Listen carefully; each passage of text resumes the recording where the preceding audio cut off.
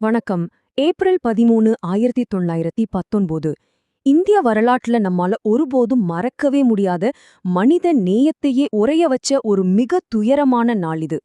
British ஆட்சியோட அந்த கொடூர முகத்தை உலகத்துக்கே வெளிச்சம் போட்டு காட்டுன ஜாலியன்வாலா பாக் படுகொலையோட பின்னணி என்ன, அதோட விளைவுகள் என்ன அப்படிங்கறத பத்தி தான் இந்த வரலாற்று பதிவுல நாம் ரொம்ப ஆழமா பார்க்க போறோம்.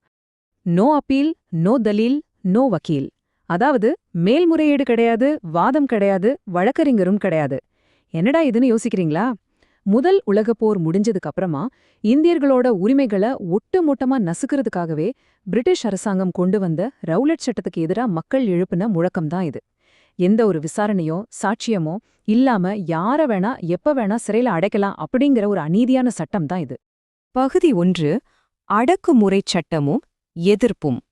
இப்போ இந்த நிகழ்வுகள்லாம் எவ்ளோ வேகமா நடந்துச்சுன்னு கொஞ்சம் கவனிச்சு பாருங்க. 1919 மார்ச் மாசம் இந்த ரவுலட் சட்டம் வலுக்கட்டாயமா அமலுக்கு வருது. இதை எதிர்த்து காந்தியடிகள் ஏப்ரல் 6ஆம் தேதி நாடு தழுவிய சத்தியாகிரக போராட்டத்தை அறிவிக்கிறாரு.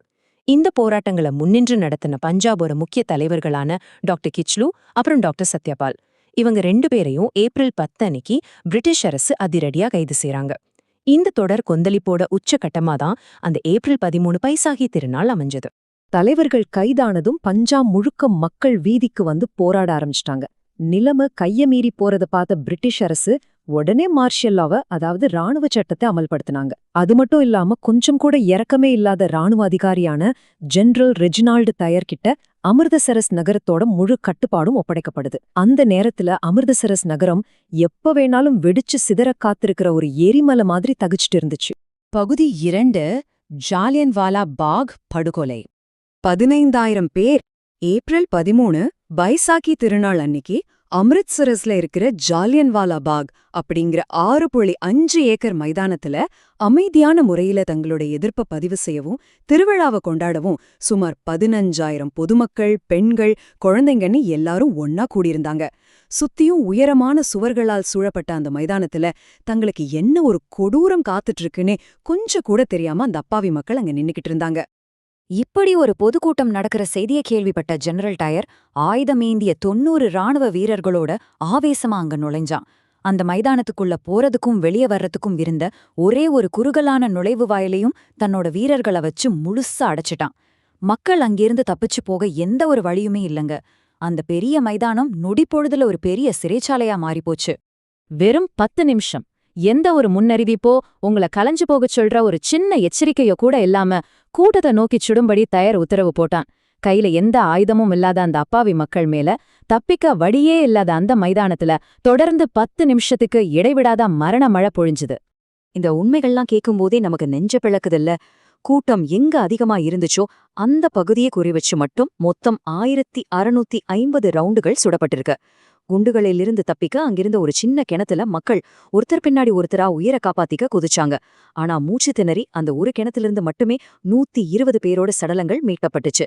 அங்க விளையாட வந்த 13 வயசு சிறுவன் மதன்மோகன், நடக்கக்கூட தெரியாத பல பச்சிலம் குழந்தைகள்னு எல்லாரும் அந்த குண்டுகளுக்கு இரையாயிட்டாங்க. பகுதி 3. இருண்ட இரவும் மரண ஓலமும். டயரோட கொடூரம் அந்த துப்பாக்கிச் சூட்டோட மட்டும் நின்னுடலங்க. அவன் ஒட்டுமொத்த நகரத்தோட குடிநீர் அப்புறம் மின்சார இணைப்ப அடியோட துண்டிச்சான். கர்ஃப்யூ எனப்படும் ஊரடங்கு உத்தரவையும் பிறப்பிச்சான். இதனால உயிருக்கு போராடிட்டு இருந்த ஆயிரக்கணக்கான மக்களுக்கு எந்த ஒரு மருத்துவ உதவியும் கிடைக்கல. ஏன் குடிக்க ஒரு சொட்டு தண்ணி கூட கிடைக்கல. ரத்த வெள்ளத்துல அந்த மக்கள் கும்மிருட்டுல துடிச்சிட்டு இருந்தாங்க. டயரோட அந்த கல் நெஞ்சத்துக்கு இந்த ஒரு சம்பவமே சாட்சி. ரத்தந்தேவி அப்படிங்கிற ஒரு பெண்மணி குண்டடிபட்டு இறந்த தன் கணவனோட உடலை மடியில கிடத்திட்டு காட்டு விலங்குகள் எதுவும் வந்து கடிச்சிடக்கூடாதுன்னு ஒரு குச்சியோட அந்த பிணக்குவியல்ல ராத்திரி முழுக்க காவல் காத்தாங்க. அப்போ உங்க பக்கத்துல குற்றுயிரா கிடந்த ஒரு 12 வயசு பையன் தண்ணி கேட்டு கதறி இருக்கான். ஆனா ஒரு சொட்டு தண்ணி கொடுக்க முடியாம அவங்க கண் முன்னாடியே அந்த பையன் துடிச்சு இறந்து போனான். இந்த மரண ஓலங்கள்லாம் காலத்துக்கும் மறையாத வடுக்கள். பகுதி 4. ஆங்கிலேயர்களின் துரோகமும் விசாரணையும். இப்போ அன்னைக்கு பஞ்சாப் லெப்டினன்ட் கவர்னரா இருந்த மைக்கேல் ஓட்வயர் தலைமையிலான பிரிட்டிஷ் அரசு என்ன செஞ்சாங்க தெரியுமா? இந்த படுகொலையில வெறும் 379 பேர் மட்டுமே இறந்ததா உலகத்துக்கே ஒரு மாபெரும் பொய்ய சொன்னாங்க. ஆனா நிஜமான பயங்கரமான உண்மை என்னன்னா 1000க்கும் மேற்பட்ட அப்பாவி மக்கள் கொடூரமா கொல்லப்பட்டிருந்தாங்க. 2000க்கும் அதிகமானவங்க படுகாயம் அடைஞ்சிருந்தாங்க. இந்த உண்மைய மூடி மறைக்க தந்தி, பத்திரிகைகள்னு எல்லாத்துக்கும் அரசு கடுமையான தடைகளை விதிச்சாங்க. மெல்ல மெல்ல இந்த உண்மை வெளிய வந்ததும் உலகமே அதிர்ந்து போச்சு. வின்ஸ்டன் சர்ச்சில் இதை மிக கொடூரமான செயல் அப்படின்னு நாடாளுமன்றத்துல கடுமையா கண்டிச்சாரு.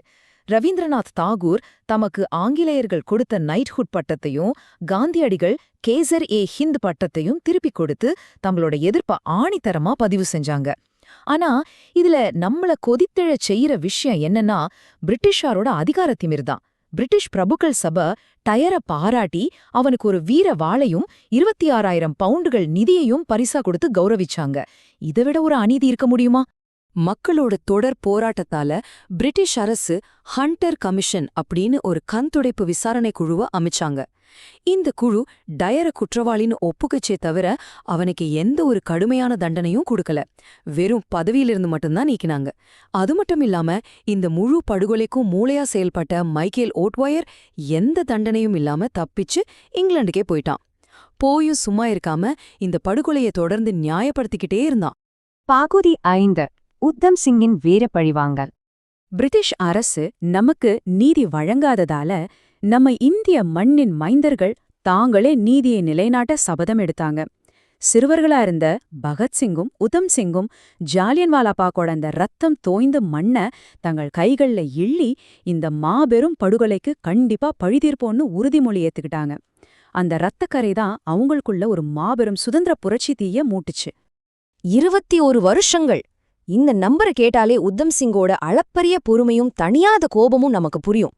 பழிவாங்குற நெருப்ப தன்னுள் 21 வருஷமா ஒரு எரிமலை மாதிரி அடக்கி வச்சிருந்தார் அவரு. மைக்கேல் ஓட்வேயரை கொல்றதுக்காகவே இங்கிலாந்து வரைக்கும் பயணம் செஞ்சு சரியான ஒரு நேரத்துக்காக காத்துட்டு இருந்தாரு. இதோ அந்த வரலாற்று சிறப்புமிக்க தருணமும் வந்துச்சு. மார்ச் 13, 1940 அன்னைக்கு லண்டன்ல இருக்கிற காக்ஸ்டன் ஹால்ல பலத்த பாதுகாப்புகளுக்கு மத்தியில மைக்கேல் ஓட்வேயரை சுட்டு கொன்று ஜாலியன்வாலாபாக் தியாகிகளோட ரத்தத்துக்கு உரிய நீதியை வழங்கினாரு உதம் சிங்.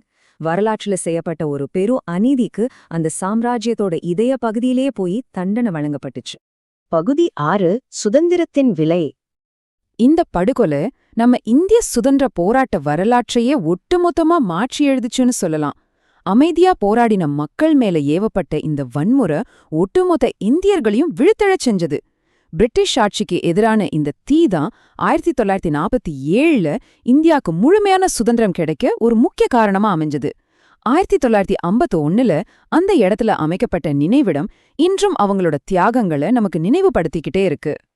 இப்போ கடைசியா ஒரு கேள்வி. இந்த சுதந்திர காற்றை எவ்வளவு இயல்பா சுவாசிச்சுட்டு இருக்கிற நாம அதுக்காக சிந்தப்பட்ட அந்த ரத்தத்தோட விலைய முழுமையா உணர்ந்திருக்கோமா? இந்த அப்பாவி மக்களோட பெரும் தியாகங்களை பத்தி சற்று ஆழமா சிந்திச்சு பாருங்க. மீண்டும் ஒரு சுவாரஸ்யமான வரலாற்று விளக்கத்தோடு உங்களை சந்திக்கிறேன். நன்றி.